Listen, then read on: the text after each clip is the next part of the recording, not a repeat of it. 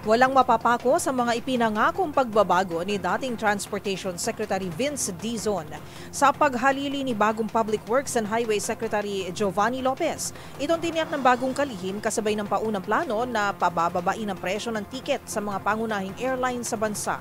Tinutukan yan ni Kyle Bulyas. Kumpiyansa ang bagong acting secretary ng Department of Transportation na doable at hindi puro pangako lamang ang mga malalaking proyekto ng ahensya. Ayon kay Atty. Giovanni Lopez, bilin sa kanya ni Pangulong Bongbong Marcos na ipagpatuloy ang mga programang nasimula ni dating DOTR Secretary Vince Dizon na ngayon kalihim na ng Department of Public Works and Highways. Para kay Lopez, kailangan lamang bawasan at alisin ang bureaucracy at red tape upang matiyak na matatapos ang mga major project ng ahensya. Kabilang na dyan ang Malolos Valenzuela leg ng North-South Commuter Railway at ang MRT-7 na target buksan sa 2027 na isaan niyang banner year ng DOTR.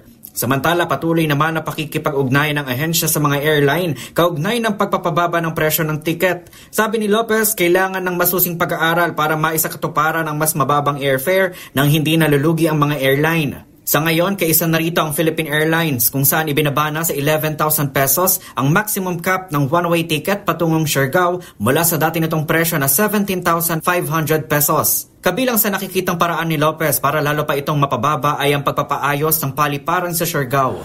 Sa Siargao po kasi ang runway dyan maiksi. So ang bumababa lang dyan na aeroplano, maliliit lang. Kung maliliit ang aeroplano, yung tinatawag natin propeller, ang kasya lang dyan na pasahero on the average is 70. I-compare mo sa jet na ang average ng pasahero is so 170. Pero may mga fixed cost po, whether maliit na aeroplano at malaki aeroplano. Malaki gastos. Malaki ang gastos.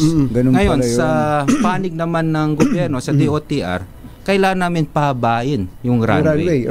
Upang sa ganun, pagdating ng araw, makalanda yung malalaking malalaki at bababa. Nakikipag-ugnayan na ani ang DOTR sa Department of Environment and Natural Resources para sa planong pagpapahaba ng runway sa airport ng Siargao. Para sa MBC TV Network News, ito si Kyle Bulyas ng DZRH, una sa Pilipinas, una sa Pilipino.